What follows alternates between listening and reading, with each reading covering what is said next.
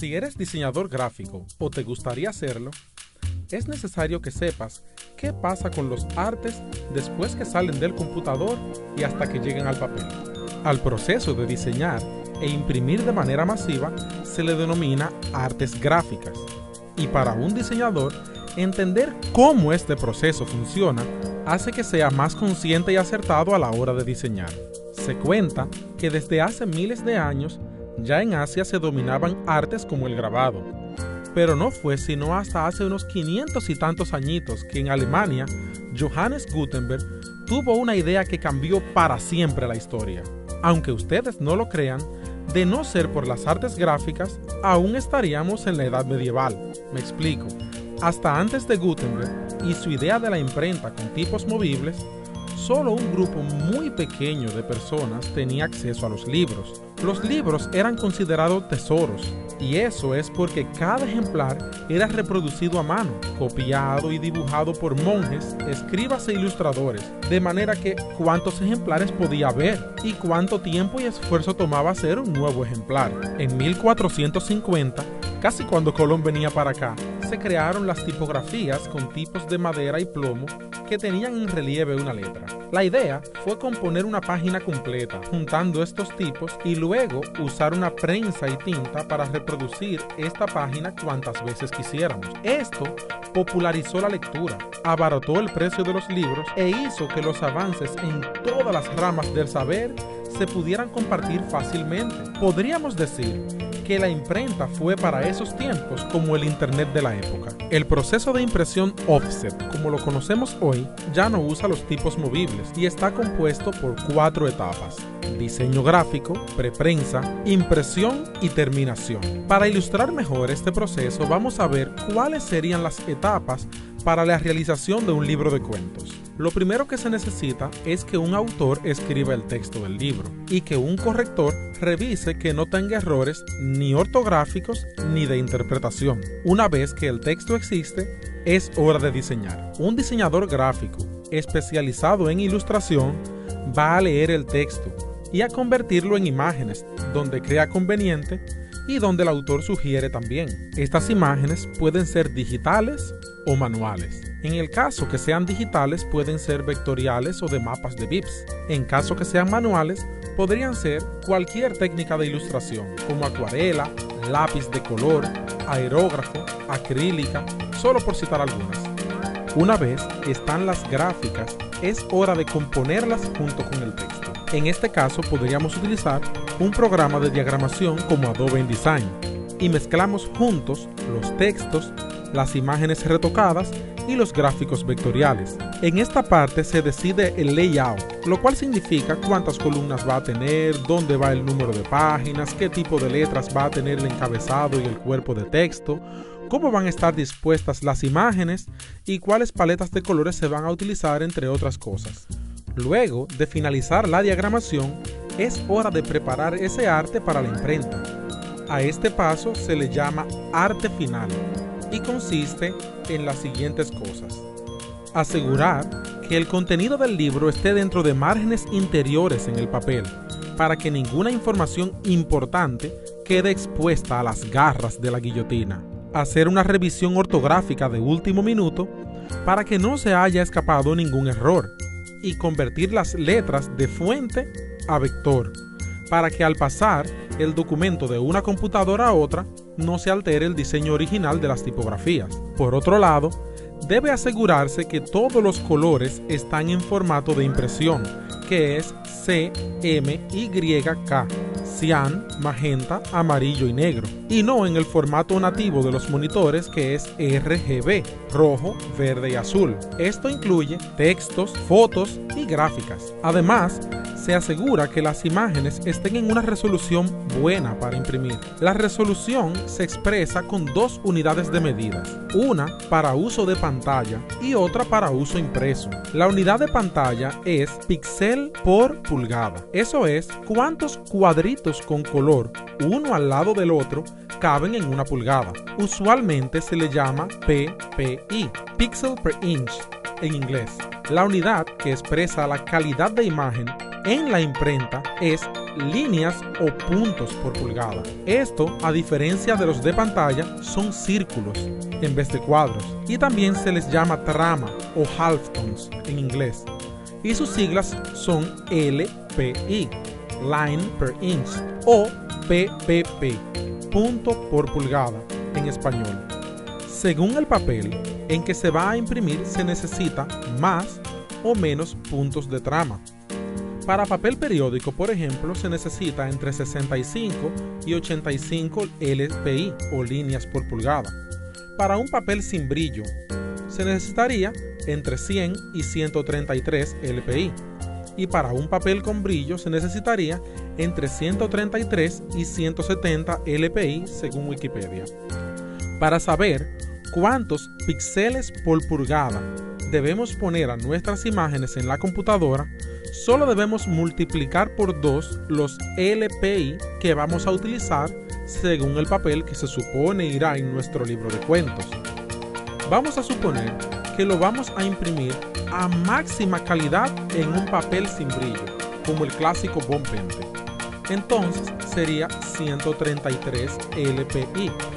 Multiplicado por 2 sería 266 PPI en la computadora. Fácil, ¿verdad? Mucha gente, por ignorancia, le pone a las imágenes 500, 800 o más PPI sin saber que la pantalla solo puede mostrar 72 y que la impresión de alta calidad, como para una revista, llega a 170 líneas por pulgada, lo cual sería 340 píxeles por pulgada en la computadora. ¿Qué está logrando entonces? Sencillo, hacer que el archivo sea más pesado, poner la máquina más lenta y que se vea exactamente igual que si fuera 340 ppi. Otros, en cambio, están en el otro extremo. Bajan de internet una imagen a 72 ppi y esperan que se vea como si fuera mucho mayor. Bárbaro. Otra cosa que debe tomarse en cuenta es el overprint. No vamos a ampliar mucho sobre esto, pero solo imagínense un punto negro impreso en un fondo cian.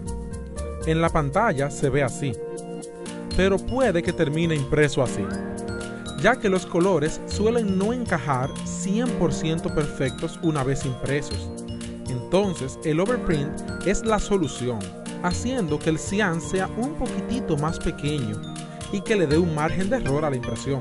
Por otro lado, nuestro libro de cuentos ha sido diseñado con el orden de las páginas de forma lineal, 1, 2, 3, etc. Pero si tomamos una hoja de algún periódico, podemos ver que en esa hoja tiene la página 1 y la página 16 de un lado, y la página 2 y la página 15 en el otro. Eso significa que a la hora de imprimir las páginas hay que quitar el orden lineal que tienen, ya que la imprenta se alimenta de páginas enormes y podemos imprimir varias al mismo tiempo. Esa hoja grande con muchas páginas se le denomina pliego, y según la cantidad de páginas que pueda disponer, hay pliegos de 8, de 16, de 32, 64, etc. Si vamos a imprimir nuestro libro en un pliego de 16 y supongamos que nuestro libro de cuentos tiene 64 páginas en total, podríamos tener de la página 1 a la 16 en el primer pliego, de la 17 a la 32 en el siguiente y así sucesivamente. Por lo tanto, es al diseño del pliego que hay que especificarle las líneas de corte y las líneas donde se debe doblar. Y si el diseñador quiere que algunas partes del diseño o de color lleguen hasta el borde del papel, solo debe llevarlo hasta una línea imaginaria fuera de las líneas de corte. Ese espacio del diseño que queda fuera de las líneas de corte se le denomina sangrado. Como habíamos mencionado antes, aunque en teoría los colores deben coincidir al 100% en el papel, la verdad es que no siempre coinciden. Esto puede ser por múltiples factores como vibraciones en la máquina, mala posición de las planchas de impresión o el nivel de alcohol que hayan ingerido el operador la noche anterior a la impresión. Para intentar corregir esto, le ponemos estas marcas llamadas registros en las orillas exteriores del pliego y se le colocan en la misma posición en cada color de la separación de colores. para que el operador de impresión verifique que cada color coincida lo más perfecto posible según se vayan imprimiendo. A esto se le puede añadir una barra con los colores por separado para poder observarlos puro y sin degradaciones y poder compararlos con otras tiradas. También a los pliegos se les pone el nombre de los libros, la edición o cualquier otro dato que identifique de qué se trata esa loma de papel que va a quedar una vez el trabajo esté impreso. Habiendo tomado todas estas consideraciones, ya tenemos nuestro diseño digital preparado para pasar del mundo virtual al mundo físico. La primera parte de esta conversión es separar el diseño en 4 colores: cian, magenta, amarillo y negro. Y con esto logramos todos los demás colores. Ejemplo, con cian y magenta logramos azul. Con cian y amarillo logramos el verde. Y con amarillo y magenta logramos el rojo. Pero si mezclamos cian, amarillo y magenta al mismo tiempo, entonces logramos negro. Pero, esperen un momento. Entonces, ¿por qué son 4 y no 3 si con la liga de cian, magenta y amarillo se logra el negro? Vamos a ponerlo así. Imagínate que vamos a imprimir una Biblia que solo tiene texto y que solo es negro. Entonces se nos ocurre la maravillosa idea de hacerlo ligando cian, magenta y amarillo. ¿Qué conseguiremos entonces? Bueno, triplicamos el precio del trabajo. Hacemos triple trabajo de preprensa para hacer 3 negativos y triple trabajo de impresión para imprimir 3 colores. Y encima de eso, como las letras son tan chicas y el margen de error es tan alto, va a quedar algo así. Ahora, imagínate que todos los textos negros de los periódicos, revistas, catálogos, etc. se vieran de esa misma forma y que costaran 3 veces más. En teoría se puede vivir sin negro, pero la práctica lo colocó como uno de los 4 principales. Además de que le da acabado y contraste a las imágenes, ya que el negro mezclado de los 3 más bien termina siendo como una especie de marrón oscuro sucio. Una vez aclarado el asunto de por qué 4 colores y por qué el negro va, aunque la teoría diga lo contrario, vamos a tener 4 negativos, uno de cada color y con la resolución de puntos a la mitad de la resolución de píxeles que pusimos en la computadora. Pues bien, ¿y qué hacemos con estos 4 negativos? Pues planchas para imprimir. ¿Cómo? Sencillo.